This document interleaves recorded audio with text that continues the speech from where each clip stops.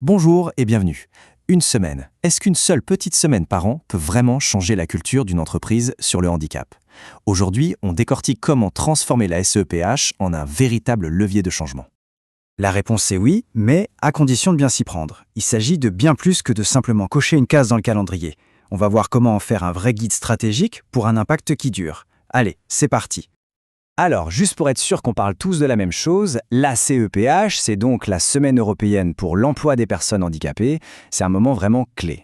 Et notez bien les dates pour 2025, du 17 au 23 novembre, avec un accent tout particulier sur la santé mentale, un sujet on peut plus central.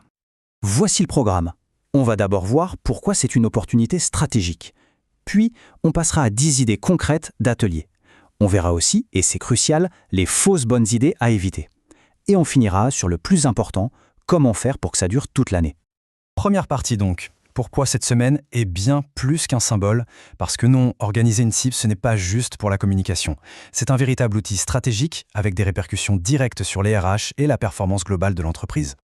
Et les bénéfices, ils sont très concrets. Bien sûr, il y a le respect de l'obligation légale, la fameuse OETH, mais ça va tellement plus loin. Ça encourage les déclarations de RQTH, ça soude les équipes, ça booste la marque employeur et au final, ça améliore la qualité de vie pour tout le monde.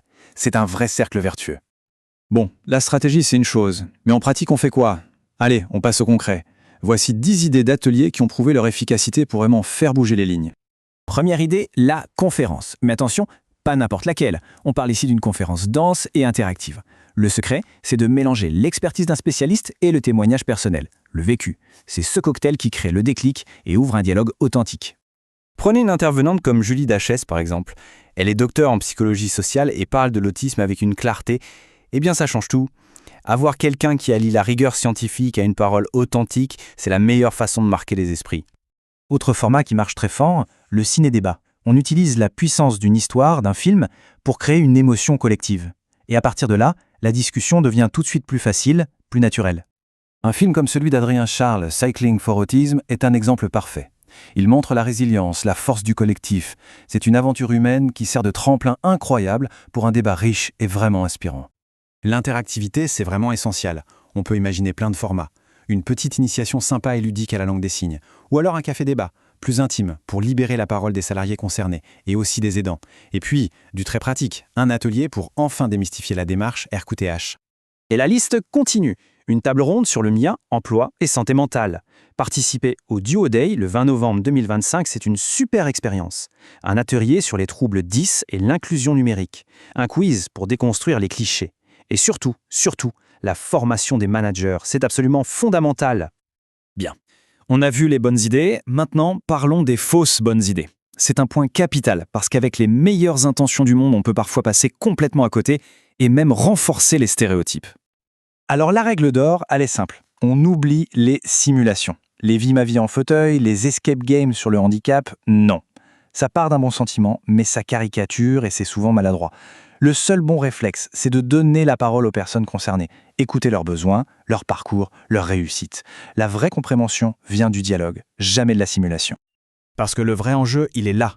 Une CP a réussi, c'est un excellent début, mais ce n'est qu'un point de départ. Le but du jeu, c'est de transformer l'essai. Comment faire pour que l'inclusion s'ancre dans la culture de l'entreprise, jour après jour? Eh bien, il y a une méthode, en 3 piliers. 1. On déploie des ressources en continu, comme des e-learnings ou des podcasts.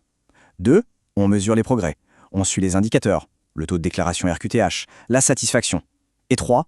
On crée une structure, un comité d'inclusion, avec des managers et des salariés, pour que l'initiative soit portée dans la durée.